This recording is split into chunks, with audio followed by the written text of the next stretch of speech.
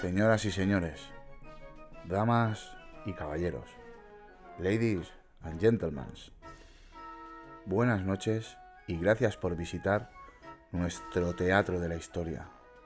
Un teatro diferente, un teatro como no han visto nunca antes, un teatro donde las historias se cuentan entre bambalinas.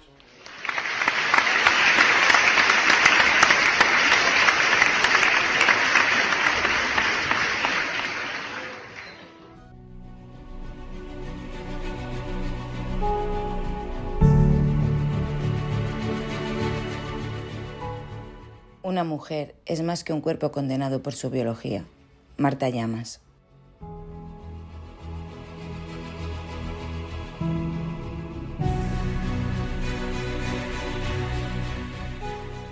Muy buenas noches, bambalinos, y bienvenidos una semana más a vuestro canal, La Historia entre Bambalinas. Pasan unos minutos de las 10:30 de la noche y como cada martes nos espera un fascinante viaje por la historia. Y si eres de los que acaba de descubrirnos y nos escuchas por primera vez, te invito a suscribirte y a que actives la campanita para no perderte el estreno de todos los martes. Somos un canal donde nos encanta viajar por la historia, pero muy especialmente por las bambalinas de la historia, donde te aseguro se esconden las historias más fascinantes y que nos suelen contarnos. No lo dudes y suscríbete. La familia Bambalina estará encantada de que lo hagas y te conviertas en un bambalino más. La semana pasada no hubo episodio, pues como os dije, en la despedida de nuestro primer Espías en la Noche, por cierto, que gustó mucho, y eso que solo fue un aperitivo. Ya veréis, a medida que Gerardo Errasti, nuestro ex agente de inteligencia, vaya sumergiéndose en el siempre velado, clandestino, secreto y a la vez atrayente mundo de las agencias de inteligencia y quienes en ellas trabajan, ya veréis ya cómo os vais enganchando. Bueno, pues como os dije, tuve una semana algo complicada y me fue imposible grabar el episodio que correspondía a la semana pasada, porque para hacerlo mal y deprisa, mejor no hacerlo.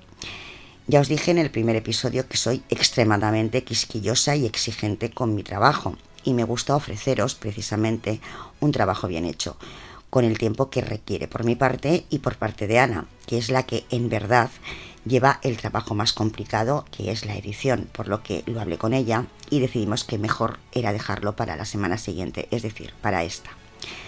Y dicho esto, y antes de entrar de lleno en la historia de hoy, aprovecho para recordaros que la historia entre bambalinas está en Patreon. El enlace para que podáis apoyar el canal lo tenéis en la descripción del vídeo, patreon.com/la historia entre bambalinas. Si os animáis a haceros mecenas del canal, tenemos unos regalos estupendos como agradecimiento a vuestro apoyo. Y también quiero recordaros el número de WhatsApp para que enviéis vuestras preguntas, sugerencias y comentarios. Es el 602-535092. 602-535092. Y aprovecho para animaros a que enviéis esas notas de voz con las preguntas, las sugerencias, lo que queráis decirme. Es gratuito, es decir, no os va a suponer ningún pago extra en vuestra factura telefónica, así que venga, animaros y enviar vuestras notas de voz con las, ya lo repito nuevamente, preguntas, sugerencias y comentarios que deseéis, que sean de 2 o 3 minutos con la máxima claridad, es decir, que no hayan ruidos de fondo, más que nada para poderos escuchar bien, y cada semana al final del programa pues las escuchamos y os respondo.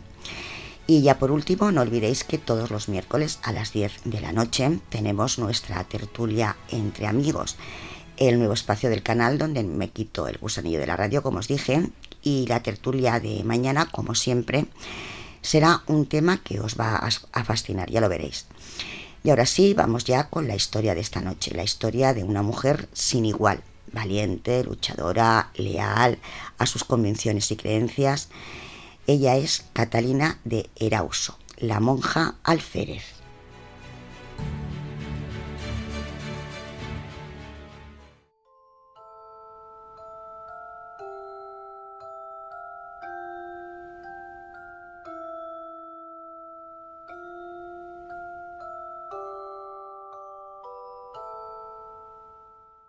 Eran tiempos de exploradores, conquistadores y también pendencieros.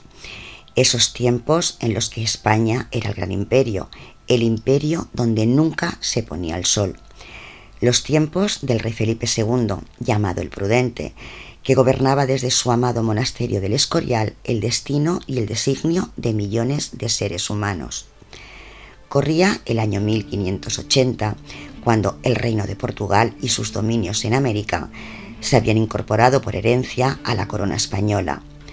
Unos tiempos en los que la mitad de la vieja Europa rendía pleitesía a la corona de España y la otra mitad simplemente la temía.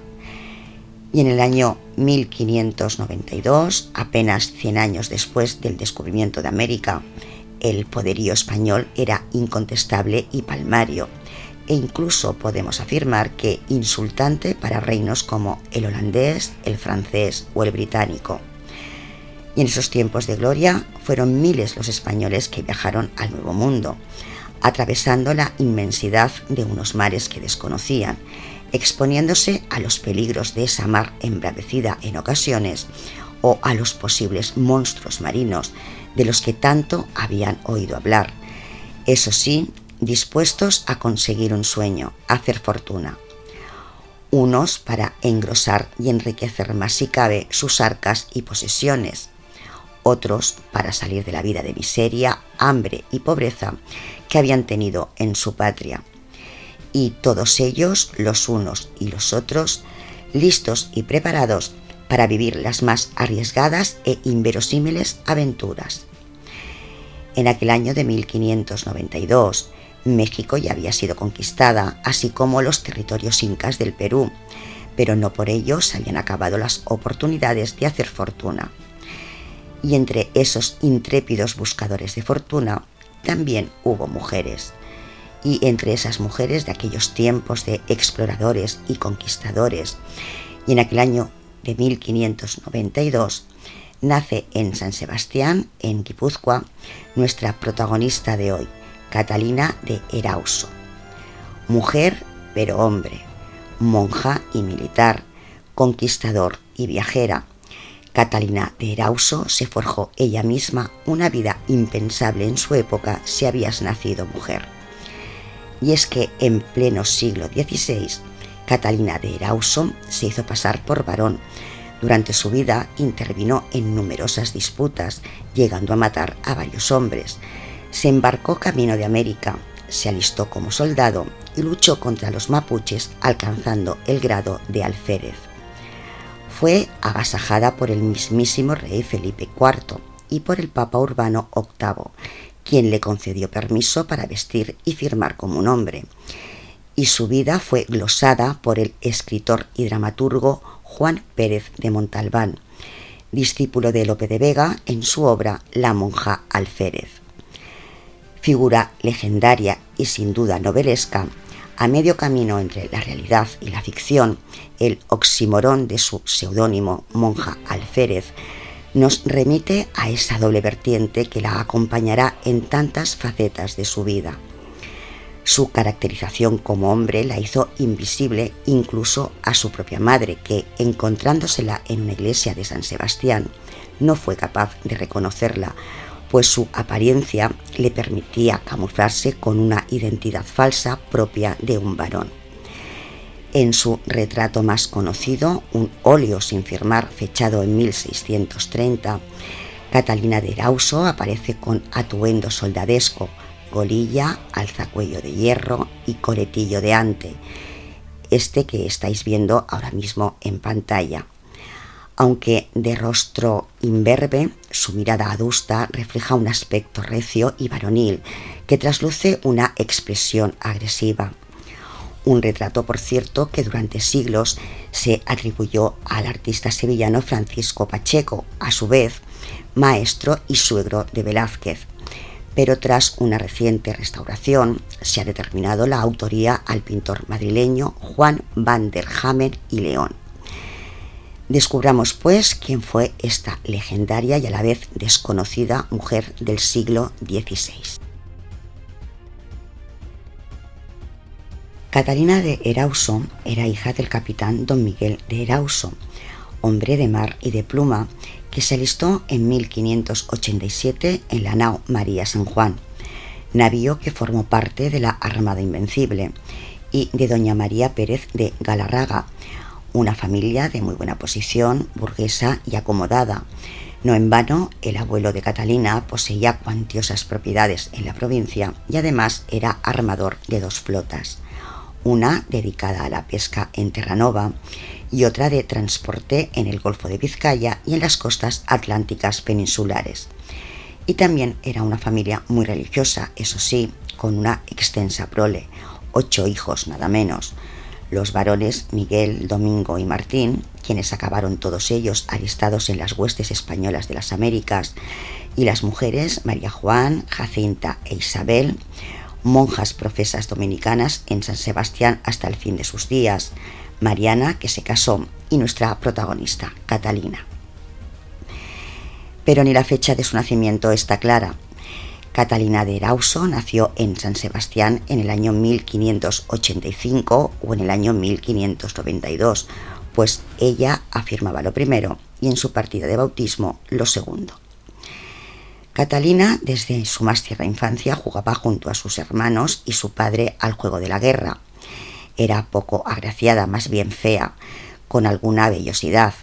No tenía formas femeninas y era una mujer muy alta para su época, e incluso presumió siempre de tener los pechos secos, gracias a una receta secreta que había conocido en los bosques de Guipúzcoa, y así consiguió quedarse plana.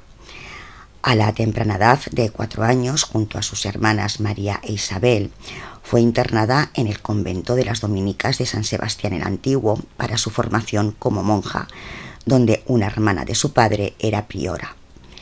El ingreso desde muy joven en un convento era una práctica habitual en aquellos tiempos, y la finalidad no era otra que las jóvenes fueran educadas en el catolicismo y en las labores propias de su sexo para acabar o bien siendo casada o como religiosa hasta el fin de sus días. Pero pronto las religiosas descubrieron que Catalina no tenía un carácter afable. De hecho, Catalina tenía un carácter fuerte y en ocasiones muy violento, por lo que presentaba problemas disciplinarios en dicho convento, y es que la vida conventual, la entrega a Dios, no eran para Catalina.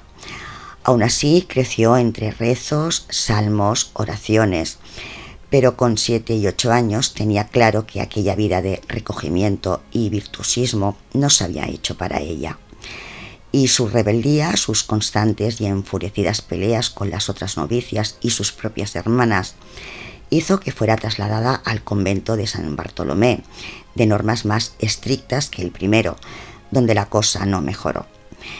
Catalina anhelaba tener una vida como la de los chicos, pues en aquellos tiempos alistarse o embarcarse en aventuras al otro lado del océano era una gran suerte para cualquier joven que quisiera alcanzar gloria y fortuna y no perder su juventud entre los muros de un convento. Además, había oído hablar de las aventuras de los conquistadores en América, en el Nuevo Mundo, y su sueño era ser uno de ellos. Y en ese convento mantuvo peleas, enfrentamientos, hasta que en 1600 o 1607, dependiendo de sus propias memorias, cuando tenía 15 años, logró escapar saltando los muros del convento en la noche del 18 de mayo. Después, eso sí, de haber protagonizado una fuerte pelea a golpe de palo con otra monja.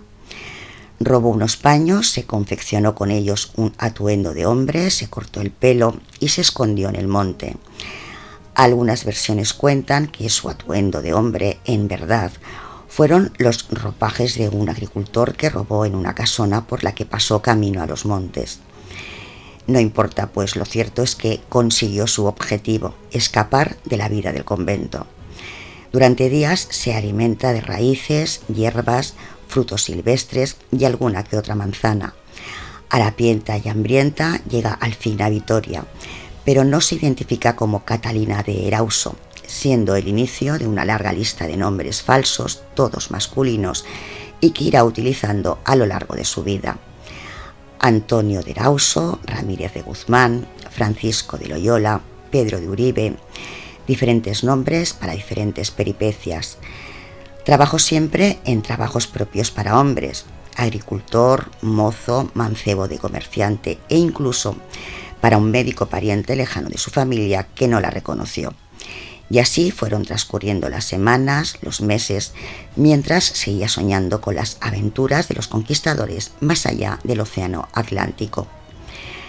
Decidida a vivir como un hombre, robó dinero a su patrón y a los 3 meses abandonó Vitoria y se estableció en Valladolid, entrando al servicio como paje del secretario del rey, Juan de Idiáquez. Por entonces se hacía llamar Francisco de Loyola. Cuentan que en Valladolid se topó con su padre, el capitán Miguel de Erausson, y no le quedó más remedio que huir a Bilbao. En aquella ciudad tuvo un encontronazo con unos jóvenes que se reían de su aspecto, y uno de ellos acabó herido gravemente y ella en prisión. Cumplida la condena, pasó un tiempo en su ciudad natal, San Sebastián, al servicio de una de sus tías que tampoco la reconoció, y fue cuando tomó la decisión de viajar al Nuevo Mundo. Y allí, en la tierra conocida como las Indias Occidentales, sería donde Catalina de Erauso se gestaría su epopeya. Para ello se encaminó hacia Sanlúcar de Barrameda, donde se pertrechaban buques con destino a América y donde embarcó simulando ser varón rumbo a lo desconocido, a la aventura, y con el nombre de Francisco de Loyola se enroló como grumete. Durante el viaje tuvo la ocurrencia de robar en el camarote del capitán, por lo que pasó gran parte de la travesía encarcelada. En el primer punto que atracaron logró escapar e introducirse en un galeón con destino a Perú, estableciéndose en la ciudad de Zaña. Y aunque en un principio quiso enrolarse como soldado al servicio del Imperio Español, tuvo que conformarse con oficios que ya conocía y entró como mancebo al servicio de un comerciante con el que, sorpresa, se comportó de forma recta, nombrándola a este jefe de almacén. Aún así probó otros empleos como ayudante de un burócrata, de recadero, pero todos esos oficios eran muy poca cosa para Catalina. Se aficionó al juego y se vio envuelta en numerosas peleas en las que algún que otro de sus compañeros de juegos acabó herido e incluso muerto. Acusada de homicidio y con numerosas deudas de juego, se trasladó a Lima, donde sirvió un tiempo en una tienda, solo que sus galanteos con la hija del dueño provocaron su despido, y sin dinero ni trabajo decidió alistarse en el ejército del rey para luchar en la guerra del Arauco. Era el año 1619. En Chile luchó contra los indios araucanos, conocidos también como mapuches, durante 3 años nada menos. Los aborígenes araucanos, cuentan, eran de los más fieros. No en vano luchaban por su supervivencia y por su forma de vivir y de entender la vida. Y también cuentan que Catalina destacó desde el inicio por su crueldad y su fiereza, y ganándose la fama de ser valiente y hábil con las armas, ganándose también así al mismo tiempo la lealtad y el reconocimiento de sus compañeros, logrando alcanzar el grado de alférez. En aquellos tiempos de soldado se hacía llamar Alonso Díaz Ramírez de Guzmán, queriendo la casualidad de estar al servicio de su hermano Miguel, que nunca la reconoció. Catalina era el militar perfecto, dirigiendo con disciplina a sus hombres, y sus méritos recorren los campos de batalla. No en vano rescató varias banderas del batallón robadas por los indios y ahorcó al líder mapuche Quispi-Huachua, consiguiendo que los araucanos llegaran a temerle. Se estaba gestando una leyenda.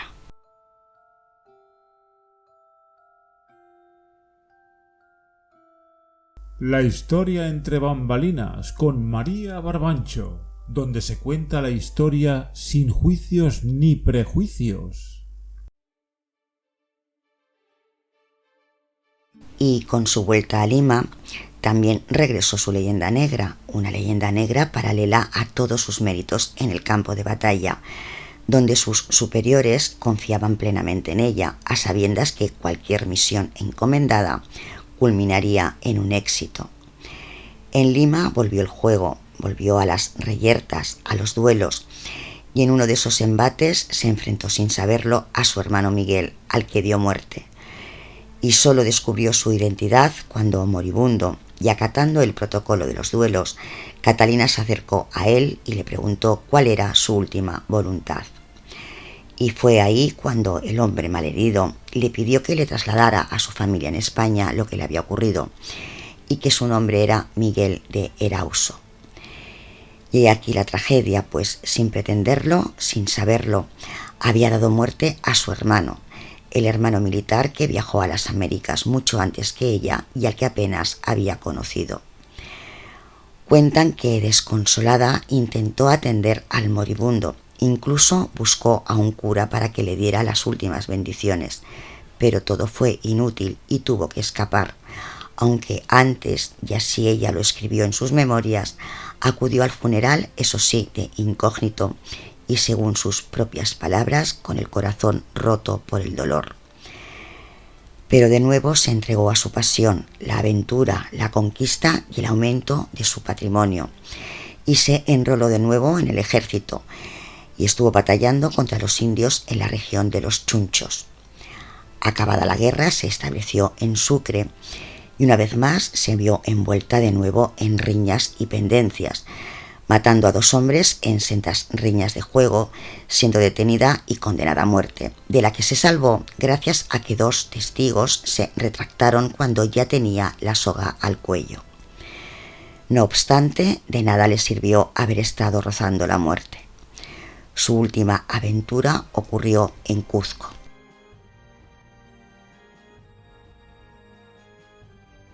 Fue en Huamanga, Ayacucho, en el año 1623.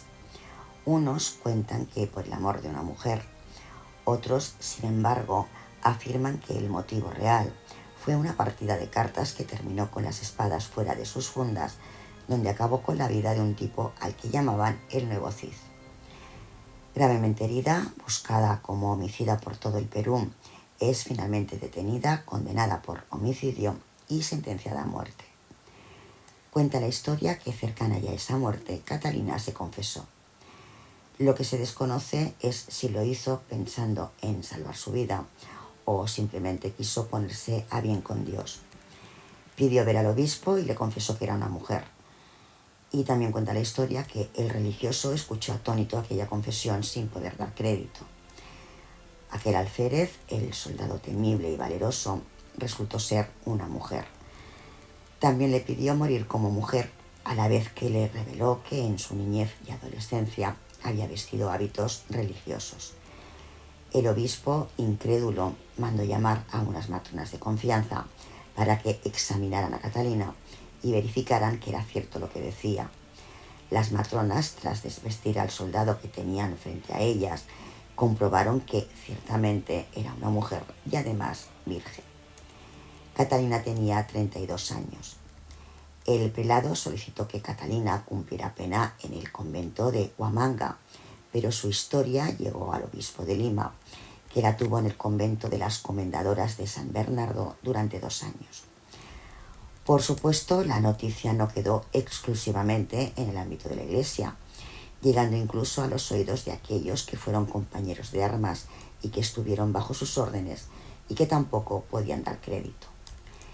Y la historia del alférez mujer llegó también a España y al resto de reinos. Inglaterra, Francia, Holanda.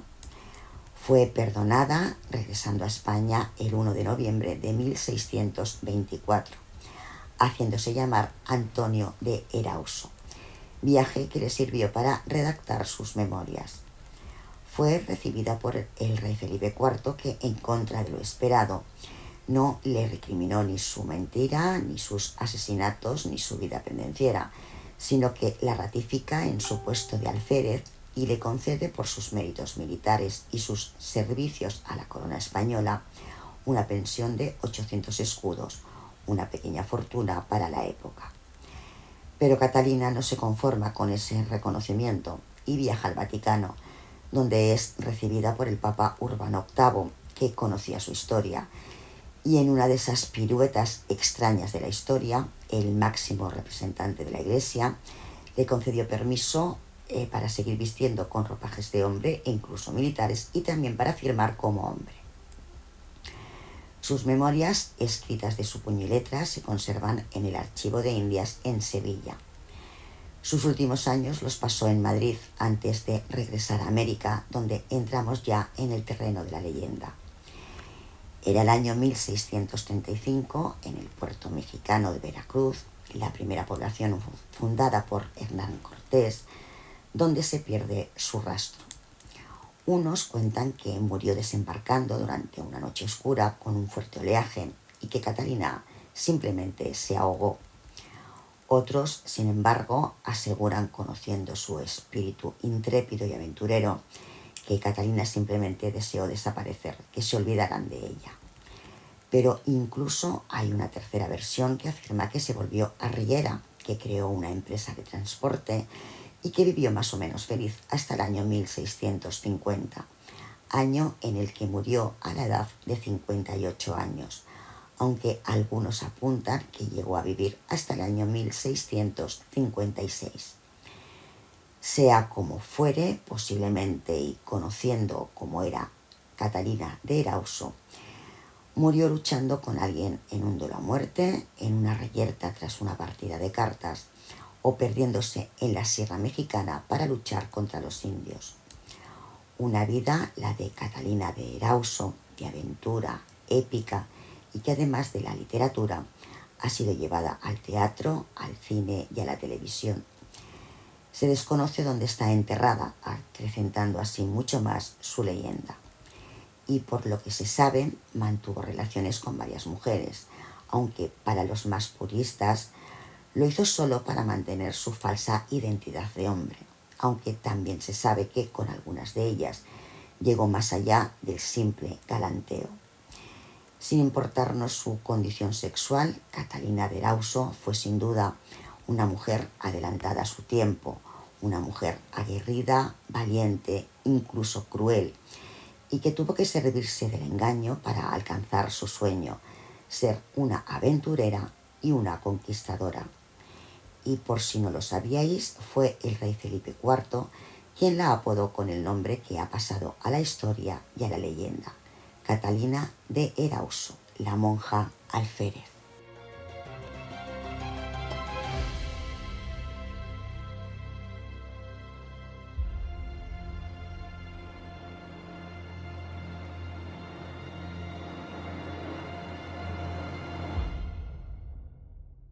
La historia entre bambalinas con María Barbancho, donde se cuenta la historia sin juicios ni prejuicios.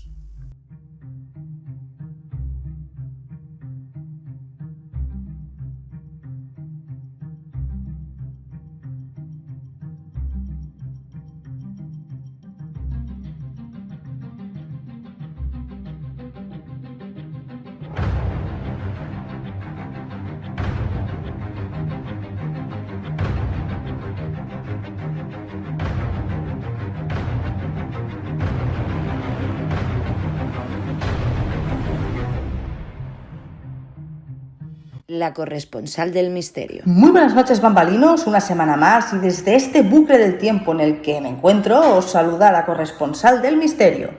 Y como sabéis, la suerte de poder trasladarme con un simple chasquido de dedos a cualquier época histórica sin importar el lugar, me permite esta noche retransmitiros mi crónica semanal de misterio desde el año 1945, concretamente en la noche del día de Navidad, en Fayetteville, West Virginia, donde tuvo lugar la desaparición más misteriosa de la historia de Estados Unidos, la de 5 hermanos, los hermanos Soder, que a día de hoy sigue siendo una desaparición sin resolver. Pero, ¿qué os parece si nos centramos en la noche de autos, cuando todo tuvo lugar? El caso Soder, como acabo de deciros, bambalinos, es uno de los más grandes misterios en la criminología estadounidense que existen. Todo sucedió en Fayetteville, West Virginia, como también acabo de comentaros, donde los vecinos de la familia Soder despertaron el día de Navidad para descubrir que la casa de la familia se había incendiado durante la noche y había quedado completamente consumida. Nadie sabía lo que había pasado y pronto descubrieron que todo era más raro de lo que parecía. 5 de los 10 niños Soder habían muerto en el incendio, pero muchos comenzaron a creer que las cosas no eran lo que parecían. ¿Los habían asesinado? ¿Fueron secuestrados? ¿Realmente estaban dentro de la casa? Lo cierto es que existen muchas teorías al respecto. Jenny Soder, la madre, nunca creyó que sus hijos Maurice, de 14 años, Marta, de 12, Louis, de 9, Jenny, de 8 y Betty, de 5 añitos, hubiesen muerto en el incendio, porque es tan simple como que no se encontraron cuerpos o restos de ellos entre los escombros calcinados tras el incendio. Por esa razón, decidió colocar un anuncio en la carretera donde pedía ayuda a cualquier persona que lograra identificar a los niños o que tuviera información sobre lo que pasó con ellos. En la Nochebuena de 1945, la noche en la que se desató la tragedia que cambiaría para siempre el destino de la familia Soder, George y Jenny Soder celebraban la Navidad con 9 de sus 10 hijos. Aclarar, bambalinos, que el hermano mayor Joseph no se encontraba en casa debido a que en esos momentos estaba alistado en el ejército. Pues bien, cuando Jenny decidió que era hora de que los niños se fueran a la cama, algunos de ellos le suplicaron quedarse jugando un poquito más. Y Jenny accedió, recordándoles, eso sí, que antes de que se retirasen a dormir, apagaran todas las luces, corrieran las cortinas y se aseguraran de que la puerta de la casa estuviese bien cerrada. Después se fue a dormir llevándose con ella solo a su hija más pequeña. A medianoche, a la misma hora que el teléfono de la familia Soder sonó en medio de la oscuridad, en la planta baja de la casa dormían plácidamente el matrimonio junto a la pequeña Sylvia, y en sus habitaciones John, Mary y George Jr., mientras que Maurice, Marta, Louis, Jenny y Betty lo hacían en el segundo piso de la vivienda. Alrededor de las 12:30 de la noche, otras fuentes apuntan que fue a la 1:30 de la madrugada. Realmente tanto nos da, ¿no? Pues bien, sobre esas dos posibles franjas horarias que comento, Jenny se despertó al recibir una llamada en la que pudo escuchar la voz de un hombre y algo de ruido de fondo. Otras fuentes, bambalinos, nos han hecho saber que la voz que Jenny escuchó tras el hilo telefónico fue la de una mujer que le preguntó por una persona que la pobre Jenny ni siquiera conocía y que antes de colgar, la desconocida soltó una macabra y lúgubre carcajada. Aunque ella, obviamente, lo tomó como una broma pesada, eso sí, a unas horas algo impetuosas, por lo que no le dio importancia. Pero como en torno a este caso hay tanto misterio y tantas zonas oscuras, como estáis viendo, bambalinos, y a lo largo de la crónica comprobaréis nuevamente en más de una ocasión que cualquiera de las dos versiones de la llamada misteriosa telefónica puede ser posible. Tras colgar el teléfono, Jenny se dispuso a regresar a su habitación cuando advirtió que sus hijos poco caso le habían hecho, pues las luces estaban encendidas y la puerta principal de la casa no la habían cerrado con llave. Por lo que se limitó a cerrar la puerta, apagar las luces y dio por hecho que sus hijos estaban profundamente dormidos en sus camas, ¿no? Tras volver a acostarse y mientras trataba de conciliar el sueño, Jenny escuchó un ruido sordo, como si algo hubiera rodado por el tejado y caído al suelo de la planta superior. A los pocos minutos notó un inconfundible olor a humo. El matrimonio Soder salió de inmediato de su dormitorio y se encontró con un espectáculo inquietante. El vestíbulo estaba lleno de humo y las llamas comenzaban a cebarse con las escaleras que llevaban al segundo piso de la casa. Ambos gritaron tratando de avisar a los 5 niños que dormían arriba, pero no obtuvieron respuesta, por lo que abandonaron el inmueble pensando que a lo mejor sus hijos ya habían salido, pero estos no estaban fuera. Como acabo de deciros, bambalinos, Jenny, su esposo George y 4 de sus hijos, Marion, George Jr. y John, y una bebé que se llamaba Sylvia, lo que hemos comentado antes, que se llevaron a la cama, lograron escapar y cuando George Soder trató de llamar a los bomberos por teléfono, comprobó con extrañeza y sorpresa que la línea telefónica estaba cortada, por lo que una de las niñas corrió a casa del vecino para llamar a los bomberos que, nuevamente y extrañamente, no respondieron a la llamada de emergencia, por lo que el vecino junto a otro residente del vecindario corrieron en busca de ayuda. Y mientras todo eso ocurría y tras verificar que 5 de sus hijos no se encontraban fuera, George y Jenny estaban intentando rescatar al resto de sus hijos que se habían quedado dentro de la casa, pero era imposible entrar, así que George intentó acceder al interior de la vivienda a través de las ventanas con una escalera que había tras la casa, pero misteriosamente la escalera había desaparecido. Y no solo eso, cuando George Soder recurrió a los camiones de su empresa de transporte para que los niños pudieran saltar, ninguno de los vehículos funcionaba. Vamos, que no logró arrancar ninguno. ¿Qué creéis? ¿Que los misterios acaban aquí? Ni mucho menos. Más bien al contrario. Prestad atención, que el asunto se oscurece todavía más. A pesar de que los vecinos finalmente lograron contactar con los bomberos, estos llegaron a la vivienda de los Soder cerca de las 8 de la mañana, cuando la casa ya había quedado reducida a cenizas. Y, ¡oh! Casualidad, también lo hizo la policía, a la que por supuesto también llamaron buscando ayuda. Todos, bomberos, policía, padres, hermanos y vecinos, supusieron que los 5 hijos del matrimonio Soder que estaban durmiendo en la planta alta de la vivienda habían parecido asfixiados o carbonizados, pero lo increíble es que tras revisar los escombros quemados de la casa no se encontraron los más mínimos restos de los cadáveres. Curioso. Y para agregar mayor desconcierto a la situación, la policía apuntó a un cortocircuito eléctrico como causa del siniestro, algo que fue desmentido por la familia Soder, que aseguró que mientras el incendio consumía la casa, varias luces seguían encendidas, además de que el mismo George había hecho revisar semanas atrás la instalación eléctrica de la vivienda, por lo que ésta se encontraba en perfecto estado. Y seguimos añadiendo detalles desconcertantes y del todo inquietantes a los sucesos de aquella trágica noche de Navidad. Los bomberos, supongo que por lo perturbador y confuso de todo en conjunto, compartieron la teoría de que tal vez el calor del fuego había destruido en su totalidad los restos óseos de los pequeños. Pero los expertos de la morgue le dijeron a la familia que eso era imposible, ya que deberían quedar al menos los huesos, y por una razón de física y ciencia muy simple. Por lo visto, un cuerpo que es sometido al fuego a una temperatura de 2000 grados a lo largo de 2 horas deja, a pesar de todo, restos óseos, y la casa de los Soder estuvo en llamas solo 45 minutos.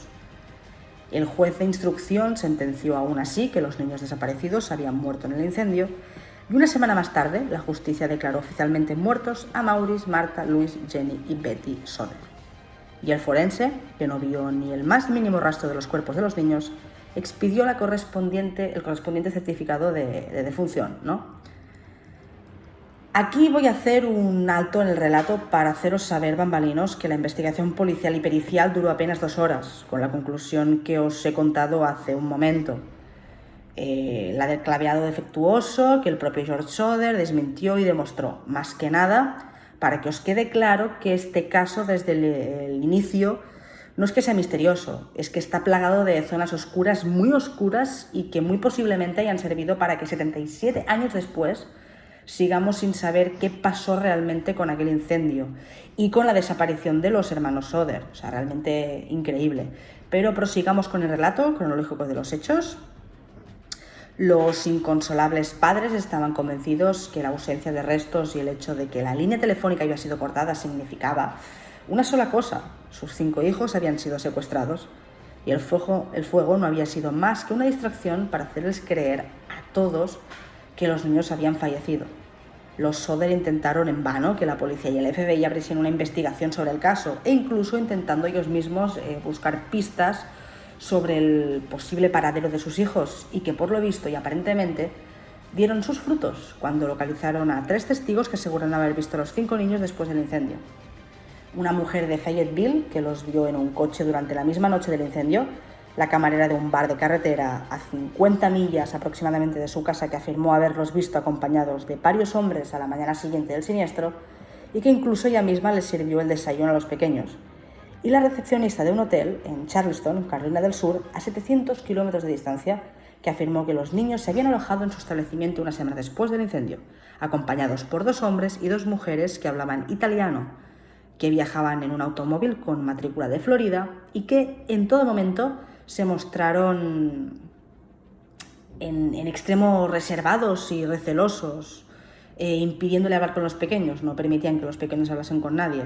Algunos testigos afirmaron haber visto a un hombre extraño rodando el garaje de los Soder mientras el fuego ardía, y que fue quien les robó su escalera y cortó la línea telefónica. No obstante, y por alguna extraña razón, ese hombre nunca estuvo estrechamente considerado como sospechoso, pues lo único de lo que se le acusó y fue condenado Vamos, que no entró ni en prisión, fue a pagar multas por robar.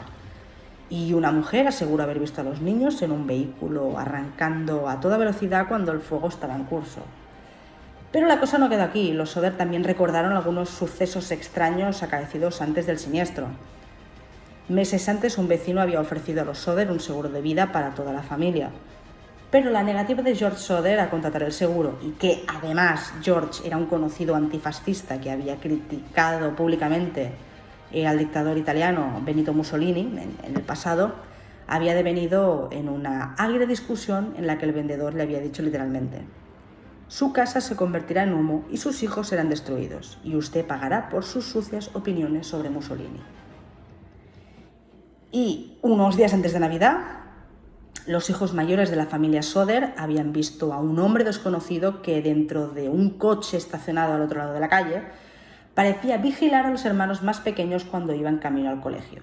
Y un detalle más, igual de inquietante y perturbador a todo lo que rodea esta historia real, bambalinos, porque la desaparición de los hermanos Soder no es una leyenda en absoluto, o sea, es una historia absolutamente real y podéis buscar vosotros mismos información.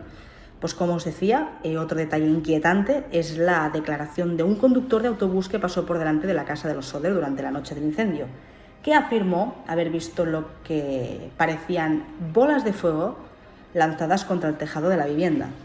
Los Soder, que pudieron reunirse con el conductor de autobús tras entrevistarlo, concluyeron que se trataba de algún artefacto incendiario y que ese fue el ruido sordo que habían escuchado Jenny. Como os recordáis, ¿no?, que os lo he comentado antes, lo había escuchado Jenny antes de que se desatara el incendio. Los Soder también contrataron a un detective privado para buscar otras pistas y el investigador descubrió algunos hechos curiosos, como por ejemplo que el mismo vendedor de seguros que había discutido con George Soder formaba parte del comité que había declarado muertos a los niños. Los Soder, ya al borde de la desesperación, llegaron a ofrecer una recompensa de $10.000 por cualquier noticia que condujera al hallazgo de los pequeños.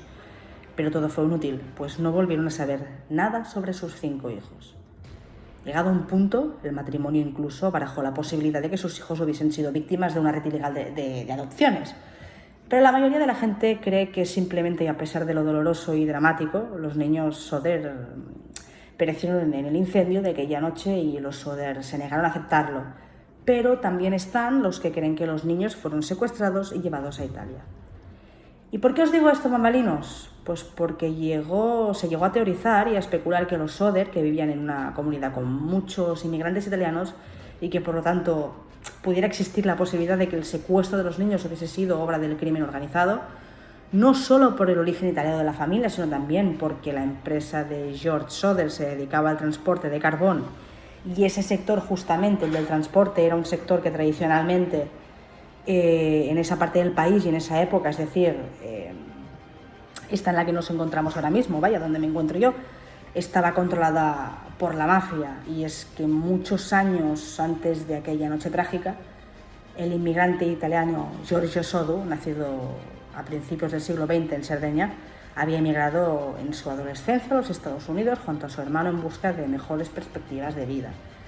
Una vez en suelo americano, no tardó en encontrar trabajo y en casarse con Jenny Cipriani, quien, al igual que él, también había nacido en el país de la bota y había llegado a Norteamérica siendo una niña. El matrimonio, que ya había americanizado el apellido Sodu a Soder, se instaló en la localidad de Fayetteville, en Virginia Occidental, en una pequeña pero bullente colonia de italoamericanos. En ese mismo lugar criaron a sus 10 hijos: John, nacido en el año 22, Joseph Samuel en el 24, Marianne, nacida 2 años justo después, en el 26, George Jr., nacido en 1929, Maurice Antonio, que lo hizo en el 31, Martha Lee, a la que su madre dio a luz en el 1933, Luis Erico, que vino al mundo en el 35, Jenny Irene, nacida en el 37, Betty Dolly, 3 años después, en el año 1940, y Silvia, que nació en el año 1943.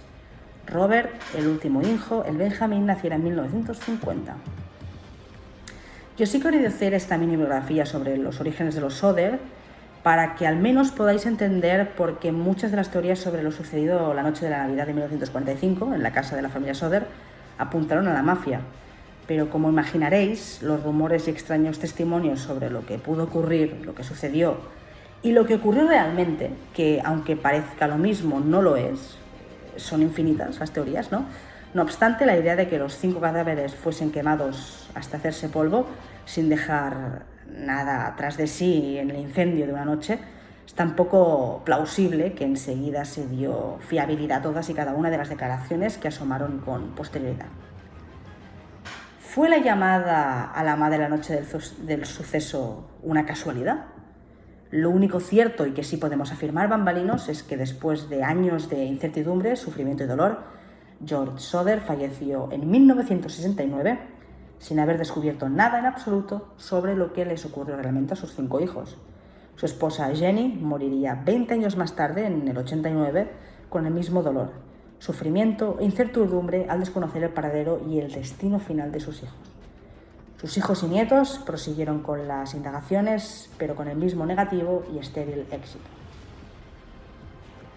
Pero tendría que llegar el año 1968 para que el caso sumara otra misteriosa arista.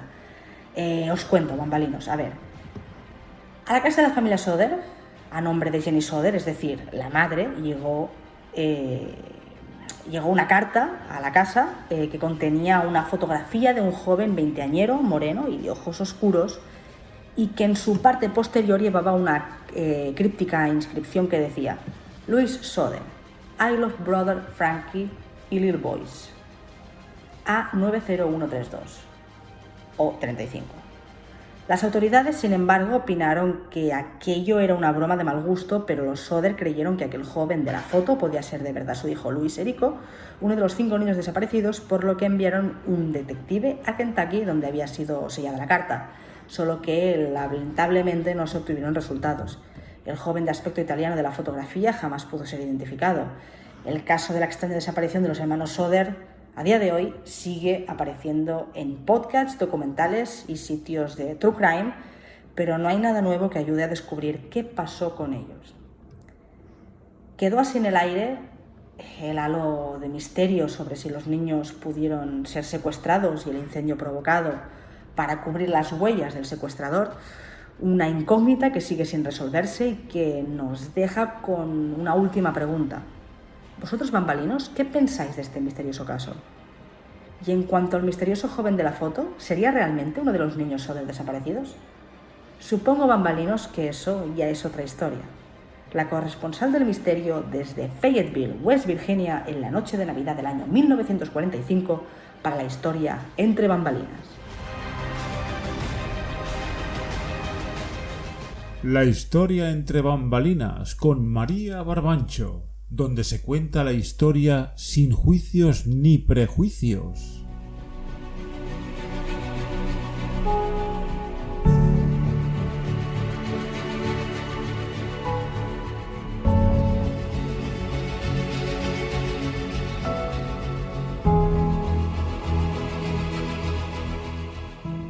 Pues, bambalinos, otra semana más hemos llegado al final.